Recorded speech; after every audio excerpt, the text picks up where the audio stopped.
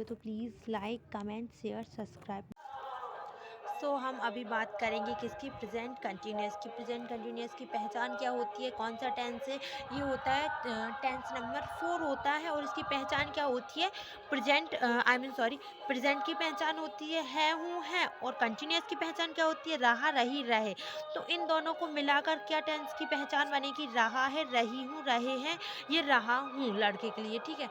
तो अभी एक बात मैं क्लियर कर दूंगी कि अगर ऐसा हो रहा है कैसा कि जैसे कि अगर आपको कभी भी हिंदी सेंटेंस में वाक्य में क्या मिल रहा है, रहा है, रही हूँ, रहे हैं, सो क्या होएगा, मतलब कि वो कौन सा टेंस है, वो प्रेजेंट कंटिन्यूअस है, ठीक है। और इसमें एक मैन और चीज़ होती है क्या, कंटिन्यूअस का मैंने यहाँ पर लिखा है मैन वर्ब की आईएनजी। तो कंटिन्यूअस का सीधा मतलब मैन वर्ब की आईएनजी से होता है। मतलब कि जब भी हम कंटिन्यूअस टेंस पढ़ेंगे तो उसमें क्या रहेगा कि मैन वर्ब में क्या लगेगा, आई एन जी। आपको आपको मैन वर्ब याद करने की ज़रूरत नहीं है इसमें कि आपने जैसे लिखा है कि प्ले, तो आप क्या लिख दोगे, प्लेइंग। आपने लिखा है ईट, तो आप लिख दोगे ईटिंग, ठीक है। इसमें ये प्रॉब्लम नहीं होती है कि आप कौन सी मैन वर्ड यूज़ करें, सेकंड फॉर्म आएगी या थर्ड फॉर्म आएगी, मतलब ऐसा नहीं होता है, ठीक है। और हाँ, मतलब कि हम अगर आगे भी हम पास्ट कंटिन्यूअस, फ्यूचर कंटिन्यूअस पढ़ेंगे ना, तो उसमें भी यही रहेगा कि आपका जो मतलब कि जो मैन वर्ब आएगी उसमें आईएनजी लगना ही है। तो इसमें क्या होता है, मैन वर्ब की टेंशन नहीं होती है, ठीक है। इसके बाद कौन सा, अभी हम इसका स्ट्रक्चर देखेंगे।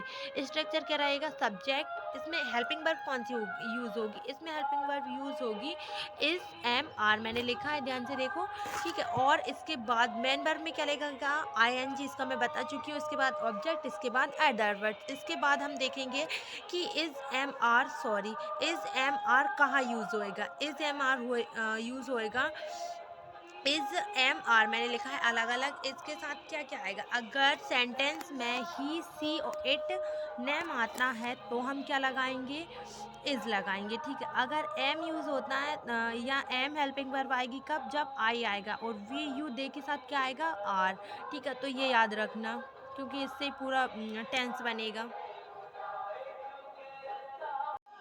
तो अभी हम बढ़ते हैं एग्जाम्पल की तरफ पे। हाँ, और जिसने भी मतलब अभी मैंने 3 टेंस की वीडियो अपलोड कर चुकी हूँ मैं, कौन कौन सी, present indefinite, past indefinite and future indefinite. तो जिसने भी वो वीडियो नहीं देखी प्लीज़ देखिएगा, ठीक है। क्योंकि वो बहुत ही इम्पोर्टेंट टेंस है और उसमें ही हम सबसे ज़्यादा कंफ्यूज होते हैं, ठीक है।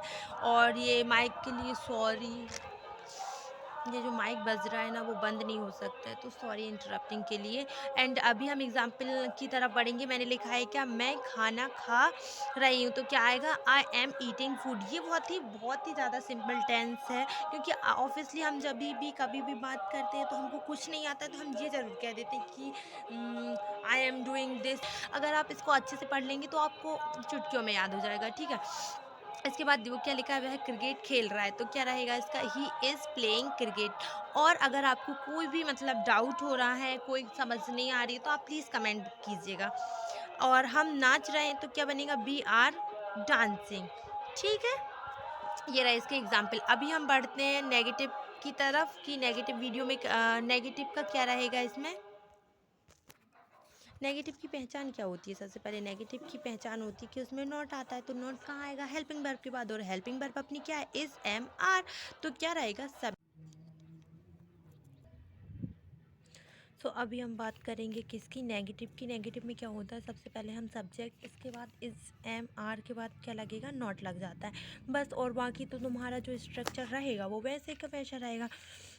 मतलब कि पहले सब्जेक्ट, फिर एज एम आर, फिर प्लस नॉट, फिर मेन वर्ब में I N G, object and other words. इसके बाद हम पहले तो एग्जाम्पल देखेंगे। और अभी मुझे ये बताने की तो ज़रूरत है नहीं है कि एज एम आर कहाँ आएगा, ये तो आप लोगों को पता ही होगा, मैंने अब भी बताया, ठीक है। कि एज किसके साथ आता है, ही शी इट नेम के साथ, एम किसके साथ आता है, आई के साथ, और आर वी यू दे के साथ, ठीक है। अभी मैं बात करती हूँ किसकी, नेगेटिव सेंटेंस की। मैंने क्या लिखा है, मैं लैपटॉप नहीं चला रहा हूँ, तो मैं क्या लिखूँगी, I am not operating laptop. Operating मतलब किसी भी इलेक्ट्रिसिटी सिस्टम को, या जैसे कि कंप्यूटर है, मोबाइल है, आप उसको चला रहे हो तो आप क्या बोलोगे, ऑपरेटिंग बोलते हैं उसको, ठीक है। ये एक मैन वर्ब होती है। इसके बाद हम बात करेंगे वह चावल नहीं बना रही है, तो उसका क्या बनेगा, she is not making rice. Okay, अभी हम बात करते हैं, इसके बाद हम बात करेंगे वह अंग्रेजी नहीं बोल रहे हैं, तो क्या लिखेंगे, we are not speaking English. ठीक है, ये समझ आया क्या रहेगा कि इस एम आर के बाद पूरा का पूरा, जैसे आप लोगों को समझ नहीं आता है तो क्या कीजिएगा, पूरा सेंटेंस अपन ने नॉर्मली वे में बना लिया जैसे आप अफर्मेटिव में बनाते हो, एंड इसके बाद आप क्या लगा देना, नॉट लगा देना, किसके बाद, हेल्पिंग वर्ब के बाद, और हेल्पिंग वर्ब क्या रहेगी, इज एम आर। ठीक है, इसके बाद हम बात करते हैं इंट्रोगेटिव सेंटेंस की। इंट्रोगेटिव सेंटेंस में क्या होता है, सबसे पहले तो आप, ये मैं कई बार बता भी चुकी हूँ, जिसको नहीं पता हो वो मेरी पिछली वीडियोस देखिए, आपको पता चल जाएगा। इंट्रोगेटिव का सीधा फॉर्मूला यही होता है कि हेल्पिंग वर्ब और सब्जेक्ट की अदला बदली। ये बहुत ही सिंपल लैंग्वेज है, एंड यार मैं तो यही बोलूँगी कि आप लोग जितनी सिंपल लैंग्वेज में मतलब कि करेंगे आप, उतने ही अच्छे से होएगा। जो मिडिल टाउन से बिलोंग करते हैं ना जो स्टूडेंट, जो हिंदी मीडियम वाले हैं, उनको बहुत ही ईजी पड़ता है ये। इसके बाद हम सबसे पहले स्ट्रक्चर देखेंगे कि स्ट्रक्चर क्या है, इज एम आर, फिर उसके बाद क्या आएगा, सब्जेक्ट, फिर मेन वर्ब, फिर ऑब्जेक्ट और other words and question mark. अभी क्या हुआ, सब्जेक्ट पहले आता था तो वो पीछे चला गया, और इज एम आर बाद में आते थे, मतलब सब्जेक्ट के बाद आते थे तो वो आगे आने लगे, बस यही होता है। अभी हम बात करेंगे किसकी, एग्जाम्पल की। ठीक है, तो मैंने क्या लिखा है, क्या क्या कविता काम कर रही है, तो क्या लिखा है मैंने, इस कविता डूइंग वर्क, क्या कविता काम कर रही है। और इसके बाद मैंने क्या लिखा है, क्या तुम कपड़े धो रहे हो, आर यू वॉशिंग क्लॉथ्स। ठीक है, क्वेश्चन मार्क लगाना नहीं भूलें। इसके बाद हम देखेंगे थर्ड में मैंने क्या लिखा है कि क्या मैं फ़ोन चला रही हूँ, एम आई ऑपरेटिंग मोबाइल। इसके बाद हम बात करेंगे इंट्रोगेटिव नेगेटिव की।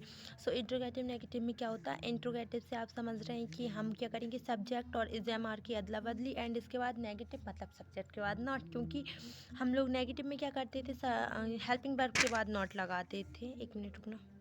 बेसिकली हम क्या करते थे कि जो जो रहता था ना कि इज एम आर के बाद हम नोट लगा देते थे, बट इंट्रोगेटिव है तो आगे अपन अदला बदली करेंगे किसकी, सब्जेक्ट और हेल्पिंग वर्ब की, एंड उसके बाद क्या करेंगे, हम नॉट यूज़ करेंगे। ठीक है, मेन वर्ब में I N G, object and other words, and उसके बाद क्या आ जाएगा, क्वेश्चन मार्क। अभी हम बढ़ते हैं किसकी तरफ, क्वेश्चन की तरफ, एग्जाम्पल की तरफ। क्या वह टीवी देख रही है, तो इज सी नॉट, क्या वह टीवी देख रही है, आई एम सॉरी मैंने यहाँ पर क्या नहीं लिखा है, इज सी, नहीं, नहीं कहाँ आएगा, क्या होता है, बहुत सारे लिखा है कि क्या वह टीवी देख रही, तो इट्स सी नॉट सीइंग और वॉचिंग टीवी। अभी मेरे को सबसे पहले तो आप कमेंट करो, सीइंग आएगा या वॉचिंग आएगा, प्लीज़ कमेंट। ओके, वीडियो को पोस्ट करो एंड कमेंट करो। अभी मैं बताती हूँ सीइंग आएगा या वॉचिंग, वॉचिंग आएगा। वॉचिंग क्यों, जैसे कि मैं बोलूँ कि जो चीज़ अपने आप दिखती है वो सी होता है, और जो चीज़ हम फोकस करके, जैसे मैं बोल रही हूँ कि तुम, जैसे मैं और मेरी दी कोई चीज़ देख रहे हैं, तो वो मेरे से बोलेंगे कि नहीं तू वो देख, वो क्या है, तो वो मुझसे बोलेंगे कि आप तुम कॉन्सेंट्रेट करो उस चीज़ पे, तो मैं वो क्या करूँगी, अगर मैं बोलूँगी इंग्लिश में तो उसे वॉचिंग करूँगी। और जैसे अपने आप चीज़ें दिखती हैं घर पे भी, जैसे कि हमें गेट दिखता है तो वो वेट दिख रहा है, ग्लास वगैरह वगैरह, जो भी चीज़ें दिखती है, जो अपने आप दिखती है वो सी होती है, और जिसे हम फोकस करके देख रहे होते हैं उसे वॉचिंग बोलते हैं। ठीक है, इसके बाद अभी हम बात करेंगे किसकी, क्या इधर क्या लिखा है कि सॉरी, यहाँ क्या लिखा है, क्या राम नहीं नहा रहा है, क्या राम नहीं नहा रहा है, तो मैंने क्या लिखा है, इज़ राम नॉट वॉचिंग। ठीक है, इसके बाद क्या लिखा है, क्या तुम अंग्रेजी नहीं लिख रहे हो, तो are you not writing English, क्या मैं चाय नहीं पी रहा हूँ, तो मैंने क्या लिखा, am I not drinking tea. ठीक है, तो ऐसा रहता है कि आप, और हाँ, और प्रैक्टिस करना किसकी, एग्जाम्पल की, क्योंकि क्या होता है कि विदाउट आप प्रैक्टिसिंग यू कांट डू, कि आप रिमेंबर रख सको कि यार भाई कैसा था क्या था, हम तो भूल ही गए, तो आप वोकलरी में कैसे यूज़ करोगे, आप वोकल कभी किसी से बोलोगे तो आप कैसे बोलोगे अगर आपकी प्रैक्टिस ही नहीं है, तो और वो एक कहावत बोलते हैं ना, प्रैक्टिस मैन परफेक्ट, तो प्रैक्टिस से ही आप परफेक्ट बनेंगे। सो प्लीज़ आप प्रैक्टिस कीजिए। अगर वीडियो अच्छी लगी हो तो please like comment share subscribe, और जो चीज़ नहीं समझ, एंड हाँ, इससे पहले भी मैं present indefinite, past indefinite and future indefinite की वीडियो बना चुकी हूँ, सो जिसने भी नहीं देखी हो वो प्लीज़ जाकर देखिए, क्योंकि आप उनको नहीं समझेंगे तो ये कैसे समझ में आएगा। ये सिंपल है बट वो थोड़ी सी डिफ़िकल्ट है और वो बहुत इंपॉर्टेंट भी है, बिकॉज़ हम डेली यूज़ में या यूज़ टू बोलूँ तो मैं कि आप जब भी आप अपने डेली रूटीन की बात करोगे तो आप पास्ट इंडेफिनिट ज़्यादा यूज़ करेंगे, ठीक है। वीडियो अगर अच्छी लगी हो तो please like, comment, share, subscribe. Video पर इतनी देर बने रहने के लिए थैंक यू।